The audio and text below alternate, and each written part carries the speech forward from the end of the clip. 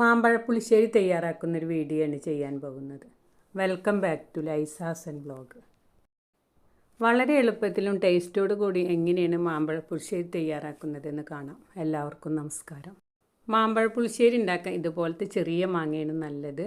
നല്ല പുളിമാങ്ങ പറയില്ല, അതേപോലത്തെ ചെറിയ മാങ്ങയാണ് ഇത് പഴുത്താലും നല്ല ടേസ്റ്റായിരിക്കും. നല്ല വലിയ മാങ്ങകളൊക്കെ മാവിൻ്റെ മീതെ നിന്ന് പഴുത്ത അധികം പുഴുക്കളായിരിക്കും. അതേ തരത്തിലുള്ള മാങ്ങ എടുത്ത് ചെയ്യുമ്പോൾ പ്രത്യേകം ശ്രദ്ധിക്കണം. നല്ല വലിയ മാങ്ങ എടുത്തിട്ട് നമ്മൾ മാമ്പഴ പുളിശ്ശേരി ഉണ്ടാക്കി നമ്മൾ എന്ത് ചെയ്യുകയാണെങ്കിലും മാങ്ങ ആദ്യം ഒന്ന് കട്ട് ചെയ്ത് നോക്കണം. ഇതേപോലത്തെ മാങ്ങയാണ് വെച്ചാൽ കട്ട് ചെയ്ത് അതേപോലെ ഇതിൻ്റെ ഉള്ളിൽ എന്തെങ്കിലും കേടുകളൊക്കെ ഉണ്ടായിരിക്കും. അപ്പോൾ കഴിയുന്നതും ഇങ്ങനത്തെ മാങ്ങ എടുക്കാതിരിക്കുകയാണ് നല്ലത്. ഞാനിവിടെ 4 മാങ്ങ വെച്ചിട്ടാണ് മാമ്പഴ പുളിശ്ശേരി തയ്യാറാക്കുന്നത്. ഒരു പഴുത്ത മാങ്ങ ഇതേപോലെ മൂവാണ്ടൻ മാങ്ങയാണ്, അത് കട്ട് ചെയ്തിട്ട് ഇട്ട് കൊടുത്തിട്ടുണ്ട്. ഇനി നമുക്ക് എങ്ങനെയാണ് തയ്യാറാക്കുന്നതെന്ന് കാണാം. ഓരോരുത്തരും ഓരോ രീതിയിലാണ് മാമ്പഴ പുളിശ്ശേരി തയ്യാറാക്കുന്നത്. ഇതേ രീതിയിൽ ഞാൻ തയ്യാറാക്കിയപ്പോൾ വളരെ ടേസ്റ്റ് ആയിരുന്നു. അപ്പോൾ കുട്ടികൾക്കൊന്നും ഇത് ഇഷ്ടമല്ല, അതുകൊണ്ട് തന്നെ കുറച്ച് മാത്രമേ ഉണ്ടാക്കിയിട്ടുള്ളൂ. ഒരു മാങ്ങ ഞാൻ ഇതിലേക്ക് കട്ട് ചെയ്തിട്ട് കൊടുത്തിട്ടുണ്ട്. അതേപോലെ ഇതിലേക്ക് 1/4 ടീസ്പൂൺ മഞ്ഞൾപ്പൊടി ഇട്ട് കൊടുത്തിട്ടുണ്ട്. 1/2 ടീസ്പൂൺ കാശ്മീരി മുളക് പൊടിയാണ് ഇട്ട് കൊടുക്കുന്നത്.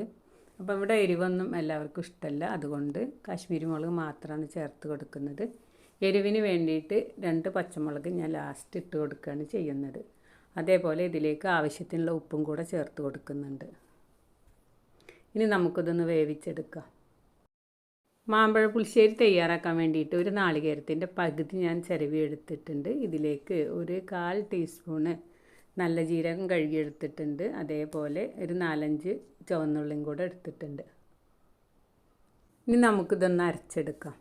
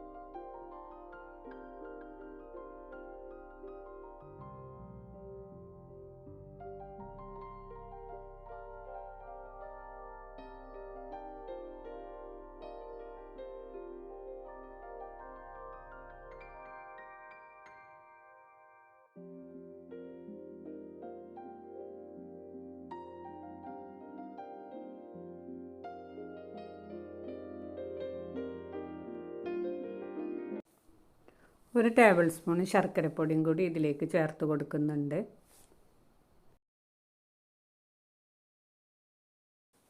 മാങ്ങയൊക്കെ നന്നായിട്ട് വെന്ത് കിട്ടിയിട്ടുണ്ട്. ഇനി ശർക്കരയും കൂടി ചേർത്തിട്ട് നന്നായിട്ടൊന്ന് ചൂടായതിന് ശേഷം നമുക്ക് ഇത് ഇറക്കാവുന്നതാണ്.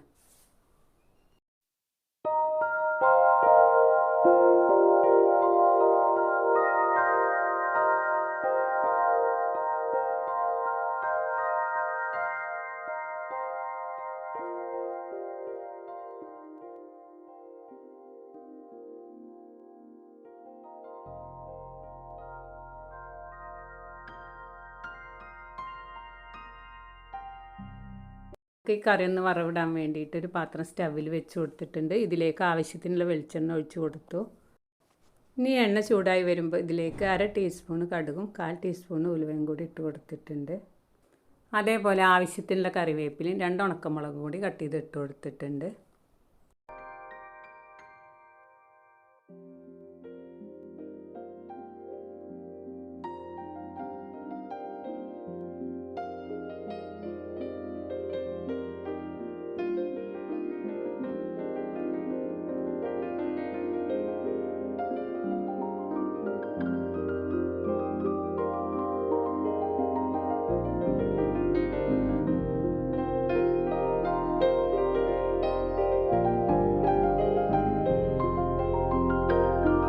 മാമ്പഴ പുളിശ്ശേരി റെഡിയായി കിട്ടി. ഇനി ഇതിലേക്ക് കടുക് വറവിട്ടതും കൂടെ ഒഴിച്ചു കൊടുത്തു.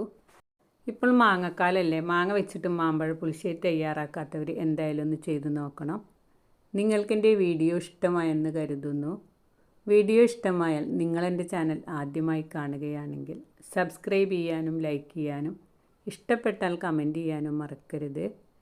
മറ്റൊരു വീഡിയോയുമായി വരാൻ ശ്രമിക്കാം. Thanks for watching.